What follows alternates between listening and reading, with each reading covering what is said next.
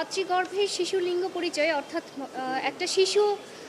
মাতৃগর্ভে থাকা অবস্থায় ছেলে না মেয়ে এই পরিচয়টা প্রকাশ করা আমাদের দেশে এত বছর ধরে হয়ে এসেছে এবং যার ফলশ্রুতিতে আমাদের দেশের বেশিরভাগ পরিবার আশা করে যে গর্ভের সন্তান যেন ছেলে হয়। বিশেষ করে দ্বিতীয় এবং তৃতীয় সন্তান যদি কন্যা সন্তান হয় তাহলে কিন্তু সেটা সমাজ সহজে অ্যাকসেপ্ট করে না, যার ফলে আমাদের দেশে যে গর্ভবতী নারীরা থাকেন তাদের উপর বিভিন্ন সময়ে বিভিন্ন অত্যাচার কথা জানা যায় এবং আমাদের রিটে আমরা অ্যানেক্সও করেছি যে এরকম হয়েছে যে জানতে পেরে তাকে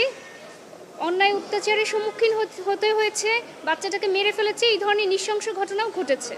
2020 সালে আমরা এই যে গর্ভের শিশুর লিঙ্গ পরিচয় প্রকাশ সেটা নিয়ে রিট পিটিশন ফাইল করি এবং 3/2/2020 তারিখে এটা হাইকোর্ট রুল ইস্যু করে। পরবর্তীতে 2024 সালের ফেব্রুয়ারিতে হাইকোর্ট এই যুগান্তকারী রায় দেন। মাননীয় বিচারপতি নাইমা হায়দার এবং মাননীয় বিচারপতি কাজী জিনাত হকের সমন্বয়ে গঠিত বেঞ্চ রায় দেন যে মাতৃগর্ভে থাকা শিশু লিঙ্গ পরিচয় অর্থাৎ ছেলে না মেয়ে তার পরিচয় প্রকাশ করা যাবে না এবং এই রিটে আরও কিছু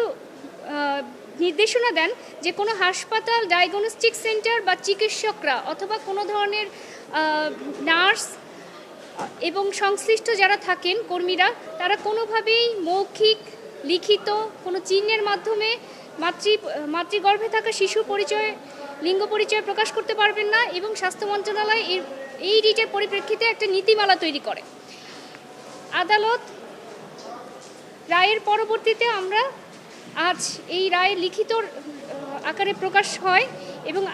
রায়ে আদালতের মূল বিষয়টা ছিল, মূল সারাংশ হচ্ছে যে অনাগত শিশু লিঙ্গ নির্ধারণ প্রকাশ নারীর প্রতি বৈষম্য, কন্যা শিশু হত্যার প্রবণতা এবং সামাজিক ভারসাম্যহীনতা এবং সাংবিধানিক অধিকারের পরিপন্থী। আদালত এই নির্দেশনাকে কন্টিনিউয়াস ম্যান্ডামাস হিসেবে ঘোষণা করে যাতে ভবিষ্যতে নির্দেশনার বাস্তবায়ন আদালত তদারকি করতে পারে। অর্থাৎ এই রিটটা সবসময় কন্টিনিউয়াস ম্যান্ডামাস আকারে থাকবে, যেন এই ক্ষেত্রে কোনো ধরনের অভিযোগ থাকলে অথবা সরকার যদি সঠিকভাবে আদালতের নির্দেশনাগুলো পালন না করে তাহলে আদালত এই বিষয়ে তদারকি করবেন।